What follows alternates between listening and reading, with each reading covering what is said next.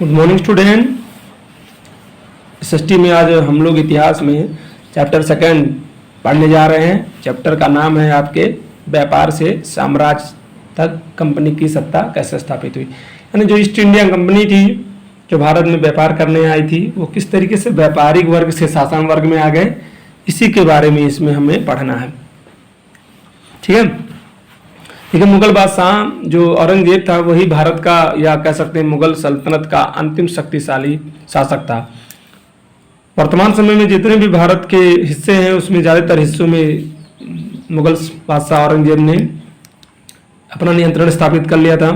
लेकिन 1707 में उसकी मृत्यु के बाद बहुत सारे मुगल सूबेदार और बड़े बड़े जमींदार अपनी ताकत दिखाने लगे थे। उन्होंने अपनी क्षेत्रीय रियासतें कायम कर ली थी। जैसे जैसे विभिन्न भागों में ताकतवर क्षेत्रीय रियासतें सामने आने लगी, दिल्ली अधिक दिनों तक क्या था, प्रभावी केंद्र के रूप में नहीं रह सका। इसका सबसे बड़ा कारण था कि औरंगजेब के उत्तरवर्ती जो शासक हुए वे बहुत ही क्या कह सकते हैं सत्ता को संभाल नहीं पाए। आपसी रंजिश, लड़ाई, अयोग्य शासक रहे, सत्ता के प्रति या कह सकते शासन में इनकी बहुत ज्यादा रुचि नहीं रही। इन सभी कारणों से दिल्ली का जो नियंत्रण था धीरे धीरे इन क्षेत्रों से घटता गया और बहुत से जो शासक थे उन लोगों ने अपनी अलग सत्ता स्थापित कर ली थी। 18वीं शताब्दी के उत्तरार्ध तक राजनीतिक क्षितिज पर अंग्रेजों के रूप में एक नई ताकत उभरने लगी थी। क्या आप जानते हैं कि अंग्रेज सबसे पहले एक छोटी सी व्यापारिक कंपनी के रूप में भारत आए थे और यहाँ के इलाकों पर कब्जे में उनकी ज़्यादा दिलचस्पी नहीं थी। वो क्या करने, व्यापार करने आए थे। लेकिन जब देखा कि यहाँ पे भाई भाई में, यहाँ एक राजा का दूसरे राजा में आपस में लड़ाई हो रही है, तो इन आपसी लड़ाई का इन्होंने फायदा उठाया और व्यापारी से क्या हो गए, शासक वर्ग बन गए। तो फिर क्या ऐसे हुआ कि एक दिन में विशाल साम्राज्य के स्वामी बन बैठे। इस अध्याय में हम कुछ ऐसे ही देखेंगे कैसा हुआ। देखिए, इसमें चित्र में दिया है कैप्टन हडसन द्वारा बहादुर शाह जफर और उनके बेटों की गिरफ्तारी। औरंगजेब के बाद कोई मुगल शासक इतना ताकतवर तो नहीं हुआ, लेकिन एक प्रतीक के रूप में मुगल बादशाहों का महत्व बना रहा। जब 1857 में ब्रिटिश शासन के विरुद्ध भारी विद्रोह शुरू हुआ तो विद्रोहियों ने मुगल बादशाह बहादुर शाह जफर, जिसे हम द्वितीय के नाम से जानते हैं, को ही अपना नेता मान लिया। जब विद्रोह कुचल दिया गया तो कंपनी ने बहादुर शाह जफर को देश छोड़ने के लिए मजबूर कर दिया और उनके बेटे को जफर के सामने ही क्या कर दिया था, मार डाला।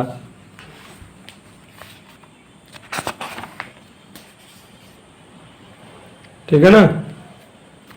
पूर्व में ईस्ट इंडिया कंपनी का आना, मैंने आपको बताया, मैं आपको बता रहा हूं कि जो ईस्ट इंडिया कंपनी है वो 16वीं ईस्वी में क्या की थी, वो भारत आई थी। ठीक है।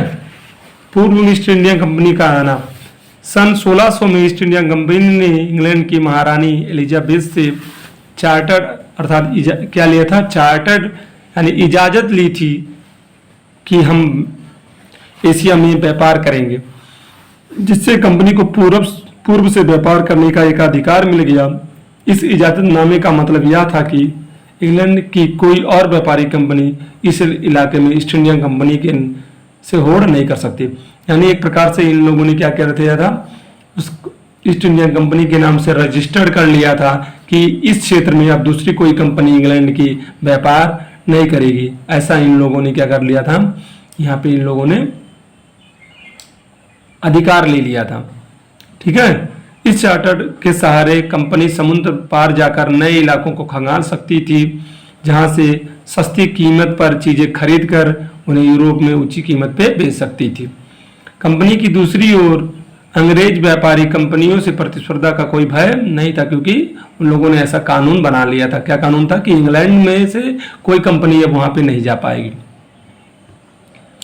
उस जमाने में वाणिज्यिक कंपनियां मोटे तौर पर प्रतिस्पर्धा से बचकर ही मुनाफा कमा सकती थी। अगर कोई प्रतिस्पर्धा ना हो तभी वे सस्ती चीजें खरीदकर ज्यादा कीमत पर बेच सकती थी। लेकिन शाही दस्तावेज दूसरी यूरोपीय ताकतों को पूर्व के बाजारों में आने से नहीं रोक सकती थी। केवल इंग्लैंड के लोगों के लिए ही वो कागज महत्वपूर्ण था। जो इजाजतनामा या चार्टर था वो केवल इंग्लैंड के लिए था, न कि यूरोप के अन्य देशों के लिए। जब तक इंग्लैंड के जहाज अफ्रीका के पश्चिम तट को छूते हुए केप ऑफ गुड होप का चक्कर लगाकर हिंद महासागर पार करते, तब तक पुर्तगालियों ने भारत के पश्चिमी तट पर अपनी उपस्थिति क्या कर दी थी, दर्ज करी थी। क्योंकि 1498 में वास्को डी गामा, जो पुर्तगाल का एक साहसी नाविक था, वो केरला के तट पे पहुंच चुका था। वे गोवा में अपना ठिकाना बना चुके थे। पुर्तगाल के खोजी यात्री वास्को दा डिगामा ने 1498 में भारत पहुंचने पर इस समुद्री मार्ग का पता लगाया था। 17वीं शताब्दी की शुरुआत तक डच भी हिंद महासागर से व्यापार की संभावनाएं तलाशने लगे थे। कुछ ही समय बाद फ्रांसीसी व्यापारी भी व्यापार के लिए भारत आ गए या बाहर आ गए। समस्या यह थी कि सारी कंपनियां एक जैसी चीजें खरीदना चाहती थीं। यूरोप के बाजारों में भारत के बने बारीक सूती कपड़े और रेशम की जबरदस्त मांग थी। इसके अलावा काली मिर्च, लौंग, इलायची, दालचीनी की जबरदस्त मांग थी। भारत में जो केरल राज्य है, जो उस समय मद्रास था यानी कर्नाटक, चेन्नई जो था, और कर्नाटक जो है इस समय, मैसूर जो उस समय था, इन सभी क्षेत्रों में पाए जाने वाले मसालों की यूरोप में बहुत मांग थी। और भारत में जो हैंडलूम, हाथों से किया जाने वाला काम था, जिस सूती वस्त्र काम करते हैं, या गाजीपुर, बनारस और कांचीपुरम और मछलीपट्टनम, ये जो क्षेत्र थे जहाँ पे आपका रेशम का ज़्यादा काम होता था, इन जगहों पे रेशम के द्वारा किए गए कार्यों की भी बहुत मांग थी आपके यूरोप में। ठीक है, यूरोपीय कंपनियों के बीच इस बढ़ती प्रतिस्पर्धा से भारतीय बाजारों में इन चीज़ों की कीमतें बढ़ने लगी और उनसे मिलने वाला मुनाफा क्या होगा, गिरने लगा। अब इन व्यापारी कंपनियों के फलने फूलने का यही रास्ता था कि अपनी प्रतिस्पर्धा को कंपनियां खत्म कर दें।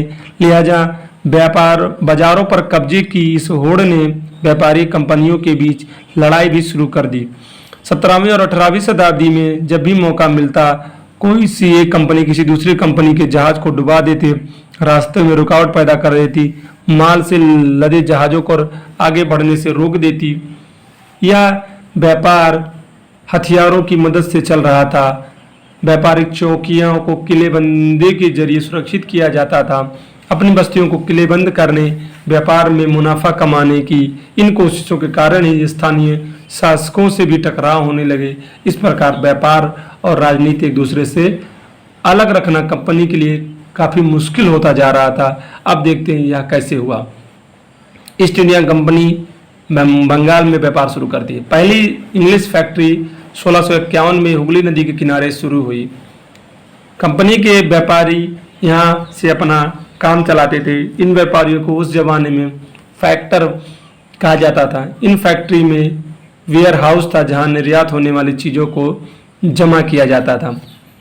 यहीं पर उनके दफ्तर थे जिनमें कंपनी के अफसर बैठते थे। जैसे जैसे व्यापार फैला, कंपनी ने सौदागरों और व्यापारियों को फैक्ट्री के आसपास आकर बसने के लिए प्रेरित किया। 1696 तक कंपनी ने इस आबादी के चारों तरफ एक किला बनाना शुरू कर दिया था।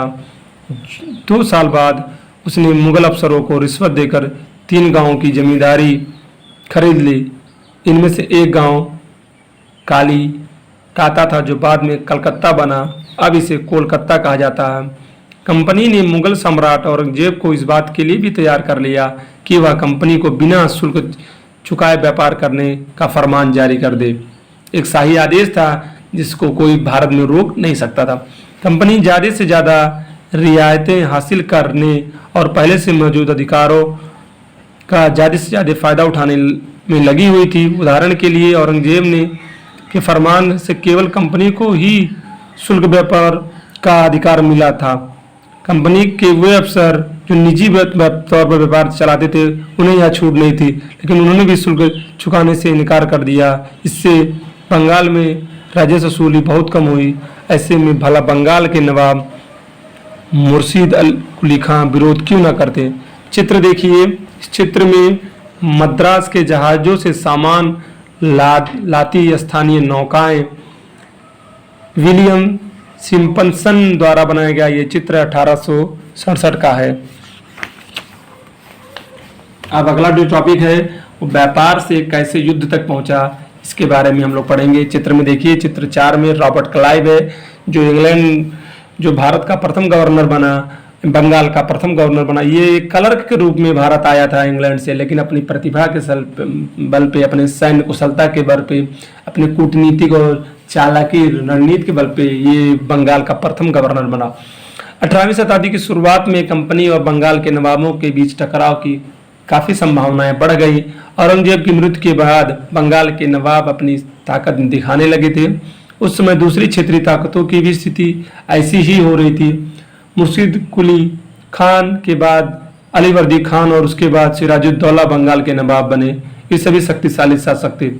उन्होंने कंपनियों को रियासतें दी, यानी रियायत यानी जो लाभ देने से मना कर दिया। व्यापार का अधिकार देने के बदले कंपनियों से नजराने मांगी, उसे सिक्के ढालने का अधिकार नहीं दिया और उसके किले बंदी को बढ़ाने से भी रोक दिया। कंपनी पर धोखाधड़ी का आरोप लगाते हुए उन्होंने दलील दी कि उसकी वजह से बंगाल सरकार का जो राजस्व है वो कम होता जा रहा है, क्योंकि ये राजस्व केवल व्यापारिक अंग्रेज ईस्ट इंडिया कंपनी का था, लेकिन इसमें अंग्रेज अधिकारी भी अपने निजी व्यापार भी करने लगे थे और नवाबों की ताकत कमजोर पड़ने लगी थी। कंपनी टैक्स चुकाने को तैयार नहीं थी। उसके अफसरों ने अपमानजनक चिट्ठियां लिखी, नवाबों और उनके अधिकारियों को अपमानित करने का प्रयास किया। कंपनी का कहना था कि स्थानीय अधिकारियों की बेतुकी मांगों से कंपनी का व्यापार तबाह हो रहा है। व्यापार तभी फल फूल सकता है जब सरकार शुल्क हटा ले। कंपनी को इस बात का भी यकीन था कि वो अपना व्यापार फैलाने के लिए उसे अपनी आबादी बढ़ानी होगी, गांव खरीदने होंगे और किलों का पुनर्निर्माण करना होगा। ये टकराव दिनों दिन गंभीर होते गए और अंततः टकराव का परिणाम ही प्लासी के युद्ध में हो गया। कठपुतली देखिए, यह एक ऐसा खिलौना होता है जिसे अपने धागों के सहारे लोग अपने हिसाब से नचाते हैं। जो व्यक्ति किसी दूसरे के इशारे पे चलता है उससे भी मजाक उड़ाने के लिए हम अक्सर कठपुतली कह देते हैं। अगला जो हम लोग का टॉपिक है वो है क्या है, प्लासी का युद्ध है। प्लासी का युद्ध, ठीक है ना। प्लासी का युद्ध हम लोग अगले वीडियो में पढ़ेंगे बच्चों, ठीक।